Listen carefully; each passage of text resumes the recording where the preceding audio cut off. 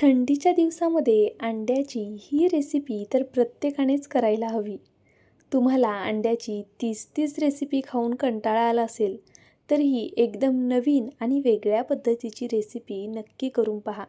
घरात सगळ्यांनाच खूप जास्त आवडेल. करायला अतिशय सोपी आणि झटपट होणारी. या रेसिपीसाठी पहा, इथे मी 2 कांदे घेतलेले आहेत. या कांद्याची आपल्याला अशा पद्धतीने साल काढून घ्यायची आहे. पहा, बऱ्याचदा कांद्याला काजळी असते, त्यामुळे आपल्याला हा कांदा छान स्वच्छ धुवून घ्यायचा आहे. काजळी असलेला कांदा तसाच वापरायचा नाही. आता याचं वरचं कवच जरी मी काढून घेतलं असलं तरीही बऱ्याचदा आपल्या हाताची सुद्धा काजळी यायला लागते, त्यामुळे कांदा स्वच्छ धुवून घ्या. त्यानंतरनं व्हिडिओत दाखवते ना, अगदी त्या पद्धतीने हा कांदा आपल्याला चिरून घ्यायचा आहे. पहा, मी खालपर्यंत याला कट नाही देते, अगदी या पद्धतीने कांदा चिरून घेते. पाहू शकता, अशा पद्धतीने आपल्याला कांद्याचं असं जवळपास एक फूलच तयार झालं पाहिजे. तर अशा पद्धतीने मी इथे हा कांदा चिरून घेतला. याच पद्धतीने हा दुसरासुद्धा कांदा मी असाच चिरून घेणार आहे. अतिशय सोपं आहे पहा. असं फक्त याला वरच्या साईडने अशा चिरा द्यायच्या, अगदी खालपर्यंत देऊ नका. आणि मग कांदा पुन्हा फिरवून घ्यायचा आणि अशा साईडने याला चिरा देऊन घ्यायच्या. तर आपला कांदा आता चिरून झालेला आहे. 2 मी लसणाच्या गड्ड्या घेतलेल्या आहेत आणि थोडंसं खोबरंसुद्धा घेतलेलं आहे. आता एक अशी चाळण घेतली आहे मी. यावरती शक्यतो आपण नान वगैरे करतो किंवा काही फुलके भाजतो वगैरे, तर तुम्ही ही चाळण घेऊ शकता. किंवा मग तुमच्याकडे जर अशी चाळण नसेल तर आपण दिवाळीमध्ये जो झाऱ्या वापरतो ना, तो घेतलात तरी चालेल. किंवा मग डायरेक्ट गॅसवरती भाजता येत असेल तसं भाजलं तरी चालेल. गावाकडे राहत असाल तर नक्कीच हे वाटण तुम्ही चुलीवरती भाजूनच काढा, कारण त्याला जी चव असते ना, ती गॅसवरती नाही येणार. तर पहा, इथे आपल्याला हे खोबरं, लसूण आणि कांदा छान भाजून घ्यायचं आहे. खोबरं शक्यतो लवकर भाजलं जातं आणि लवकर जळण्याचे सुद्धा चान्सेस असतात, त्यामुळे आधी खोबरं भाजून घ्या. त्यानंतरनं लसूण आणि कांदा भाजूया आपण. तर पहा, इथे मी असा लसूणसुद्धा ठेवून घेतला आणि हा लसूणसुद्धा आपला असा भाजून झालेला आहे. एक जो मी साईडला करून ठेवते पहा, हा पण लसूण आपण असाच भाजून घेऊया. सालीसहितच लसूण भाजायला ठेवला ना की मग लसूण सोलण्याचा सुद्धा झंझट राहत नाही. आता आपण हा कांदासुद्धा छान असा भाजून घेणार आहोत. आपण अशा पद्धतीने याला कट दिलेत ना, त्यामुळे हा कांदा आहे ना लवकर भाजायला मदत होते आणि छान आतपर्यंत कांदा भाजला जातो. तर पहा, इथे मी 2 हिरव्या मिरच्या घेतलेल्या आहेत. यासुद्धा आपण अशा भाजून घेऊया. जर तुम्हाला हिरवी मिरची घालायची नसेल तर तुम्ही स्किप केलीत तरी चालेल. पण काय माहीत का, मला असं वाटतं हिरवी मिरची जर अशा नॉनव्हेजच्या भाज्यांना घातली ना थोडी तरी, की भाजीला चव छान येते. तर पहा, इथे आपण आता अशा पद्धतीने मिरची आणि कांदा भाजून घेतोय. तुम्हाला माझे व्हिडिओ आवडत असतील ना, तर प्लीज व्हिडिओला एक लाईक करा. नवीन असाल तर नक्कीच सबस्क्राईब करून घ्या आणि तुम्ही माझे व्हिडिओ कुठून पाहताना ते सुद्धा मला कमेंट बॉक्समध्ये नक्कीच कळवत जा. आपल्या चॅनलवरती भरपूर वेगवेगळ्या रेसिपीज मी अपलोड करत असते, त्यामुळे सबस्क्राईब केल्यानंतरनं बेल आयकन प्रेस करा, जेणेकरून माझ्या प्रत्येक व्हिडिओचं नोटिफिकेशन तुमच्यापर्यंत पोहोचत राहील. पहा, कांदा असा कट करून घेतल्यामुळे किती छान भाजला गेला आहे ना. तर इथे आपला कांदासुद्धा आता जवळपास भाजून होत आलेला आहे. असाच त्याला सारखा उलटापालटा करत आपल्याला भाजून घ्यायचा आहे. जर तुम्ही चुलीमध्ये भाजत असाल ना, तर त्याला चवसुद्धा छान येते आणि कांदा खूप छान असा भाजलासुद्धा जातो. चुलीत भाजत असाल ना, तर सालीसहितच कांदा टाकायचा आहे आपल्याला. आणि जर तुम्ही गॅसवरती भाजणार असाल तर साल काढून घ्या आणि अशा पद्धतीने चिरून घ्या.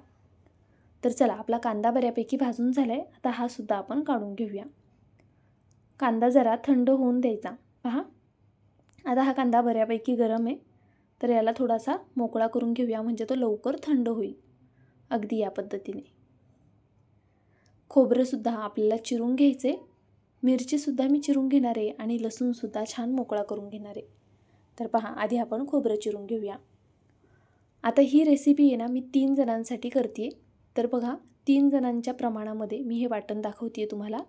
तुम्हाला किती जणांसाठी करायची ही रेसिपी, त्यानुसार तुम्ही कांद्याचं, खोबऱ्याचं, लसणाचं आणि मिरचीचं प्रमाण ठरवू शकता. जर तुम्हाला काही भाज्या झणझणीत आवडत असतील तर अजून मिरची वाढवलीत तरी चालेल. आपण नंतर मसाल्याचा सुद्धा यामध्ये वापर करणार आहोत, म्हणून मी इथे 2च मिरच्यांचा वापर केलेला आहे. आता खोबरं तुम्ही किसून घेतलं तरी चालेल. ठेचून घेतलं पाट्यावरती तरी चालेल किंवा मग अशा पद्धतीने चिरून घेतलं तरीसुद्धा चालणार आहे.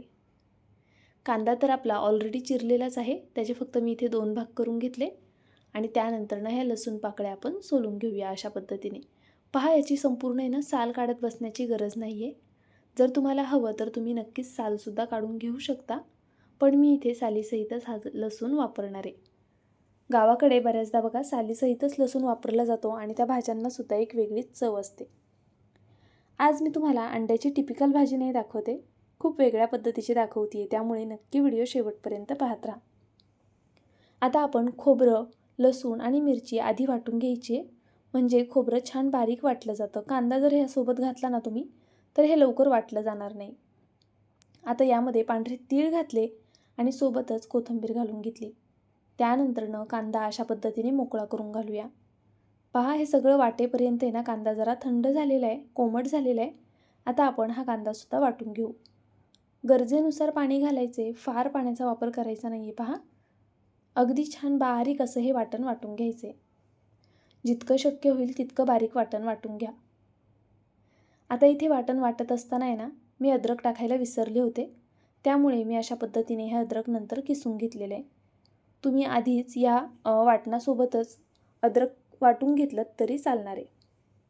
आता इथे बेसिक तुमच्याकडे जे कोणते खडे मसाले असतील ते घ्या. कांदा लसूण मसाला, मटण मसाला, बेडगी मिरची पावडर आणि हळद, अगदी बेसिक मसाले आहेत, फार काही मसाले लागणार नाही आहेत.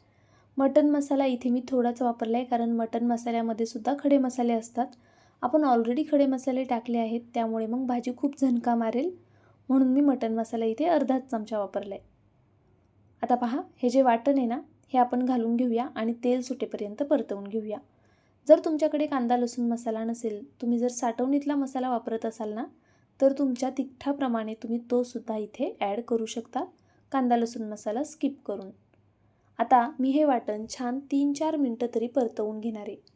3-4 मिनटं वाटण परतलं ना की त्याला छान असं तेल सुटतं. आता हे वाटण परतत असतानाच आपल्याला यामध्ये अद्रकसुद्धा घालून घ्यायचे.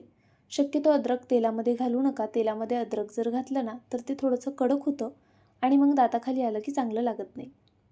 तर पहा, इथे जवळपास 3 ते 4 मिनटं झालेली आहेत आणि आपलं वाटणसुद्धा छान असं परतलं गेलेलं आहे. मीडियम टू लो फ्लेमवर वाटण परतत राहायचं, सतत हलवत राहायचे आणि वाटण असं छान परतवून घ्यायचे.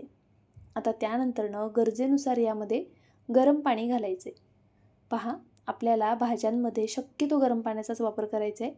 गरम पाणी घातल्यामुळे भाजीला तेलसुद्धा खूप छान सुटतं आणि भाजी दिसायलासुद्धा छान दिसते आणि खायलासुद्धा छान लागते. तर पहा, आता चवीनुसार मी मीठ घालून घेतलं आणि पहा, भाजी अशी थोडीशी पातळच धरलेली आहे मी. खूप घट्टसर भाजी करणार नाही आहे. थोडी अशी पातळ असेल ना तर भाकरीसुद्धा चुरून खाता येते. तर पहा, इथे आता भाजी उकळायला ठेवूया आपण. त्या भाजीला छान उकळी येते, रश्श्याला छान उकळी येते, तोपर्यंत अंड्यांचं काय करायचं ते पाहून घेऊया. तर पहा, मी 3 जणांसाठी ही भाजी करते. मी इथे 5 अंडी घेतलेली आहेत. तुम्ही किती जणांसाठी अंड्याची भाजी करताय त्यानुसार तुम्ही अंड्याचं प्रमाण ठरवू शकता. आता तुम्ही 3 जणांसाठी करत असाल तरी तुम्ही शक्यतो 3 अंडी घेऊ शकता, 6 अंडी घेऊ शकता किंवा त्यापेक्षा जास्तही घेऊ शकता. आता इथे मी तडका पॅनमध्ये पहा थोडंसं तेल टाकून घेतलं आहे. फार नाही, अगदी 1 चमचाभर फक्त आपल्याला तेल यामध्ये घालून घ्यायचे आणि त्यानंतरनं 1 अंडं यामध्ये फोडून घ्यायचे. आता इथे गॅस चालूच आहे बरं का. थोडासा तडका पॅन या साईडला ओढल्यामुळे नीट दिसत नाही आहे, पण गॅस चालू आहे आणि अगदी बारीक आहे. आता यामध्ये ना आपण चवीनुसार थोडंसं वरतून मीठ घालून घेऊया. त्यानंतरनं थोडीशी जिरे पावडर घालायची. पहा, अगदी थोडीशी. तुम्ही जिरे पावडरऐवजी ना मटण मसाला किंवा लाल तिखट घातलं तरी चालेल. मला अंड्यामध्ये जिरा पावडर आवडते म्हणून मी घातलेली आहे, पण तुम्ही मटण मसाला, लाल तिखट अगदी तुमच्या आवडीचा कोणताही मसाला यामध्ये घालू शकता, ज्यामुळे अंड्याला थोडी चव येईल. आता जवळपास अर्धा मिनटं फक्त हे अंडं असं खालच्या साईडने होऊन दिलं आणि त्यानंतरनं असा पातळ चमचा घ्यायचा आणि साईडच्या कडा मोकळ्या करून हे अंडं पलटी करून घ्यायचं. आता खालची बाजूसुद्धा थोडीशी होऊन देऊया. अंड्याचं बल्क पूर्णपणे शिजवायची गरज नाही आहे. फक्त हे अंडं असं तळाला चिटकत नाही आहे ना हे चेक करायचं आणि मग अंडं पलटी करायचं, कारण आपल्या रश्श्यामध्ये सुद्धा हे अंडं पुढे शिजणारच आहे. जर तुमच्याकडे असा तडका पॅन नसेल ना, तर मग तुम्ही पॅनमध्ये अशी छोटी छोटी अंड्याच्या पोळ्या करून घ्या आणि त्यानंतरनं ही अंडी भाजीमध्ये सोडून घेतली तरी चालेल. किंवा मग मोठी जर पळी असेल ना तुमच्याकडे, तर त्या पळीमध्ये सुद्धा तुम्ही ही सेम प्रोसेस करू शकता. तर पहा, पुन्हा दुसरं अंडं तळताना ना आपल्याला यामध्ये अगदी थोडंसं तेल घालायचे. त्यानंतर ना अंडं असं वरतून फोडून घ्यायचं. जर तुमच्या हाताला गॅसच्या अशा वाफा लागत असतील तर तुम्ही हवं तर तडका पॅन खाली घ्या, त्यामध्ये अंडं टाकून घ्या आणि त्यानंतर मग लगेचच गॅसवरती ठेवून द्या.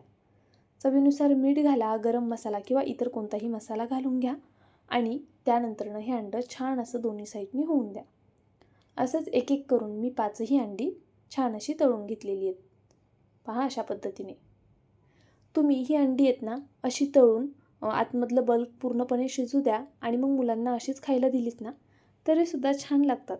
त्यामुळे नक्की एकदा या पद्धतीने सुद्धा मुलांसाठी अंडी तळून द्या. पहा, त्यांनासुद्धा आवडतील. तर पहा, आता आपल्या या रश्श्याला छान अशी उकळी आलेली आहे. आपण गरम पाण्याचा वापर केल्यामुळे तरीसुद्धा छान सुटलेली आहे आणि मेन म्हणजे वाटण भरपूर वेळ परतलं गेलं होतं, त्यामुळे या भाजीला चवसुद्धा खूप छान येणार आहे आणि वाटण परतल्यामुळे ना भाज्यांना तरीसुद्धा छानच येते. खोबरंसुद्धा तेल सोडतं, त्यामुळे भाज्या अप्रतिम होतात.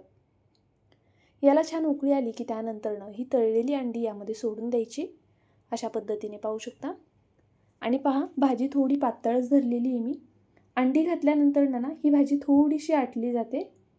पण भाकरीसोबत खायची आहे ना, भातासोबत खायची आहे तर अशी कोणतीही नॉनव्हेजची भाजी थोडी अशी पातळ केली ना की ती खायला कमाल लागते. वाटीमध्ये ही थोडी भाजी घ्यायची, त्यामध्ये लिंबू पिळायचं आणि मग ती भाजी गरमागरम तशीच पियायची. खूप छान लागते. तर पहा, आता ही अंडी सोडल्यानंतरनं अगदी बारीक गॅसवर कमीत कमी 4 ते 5 मिनटं ही भाजी आपल्याला होऊन द्यायची.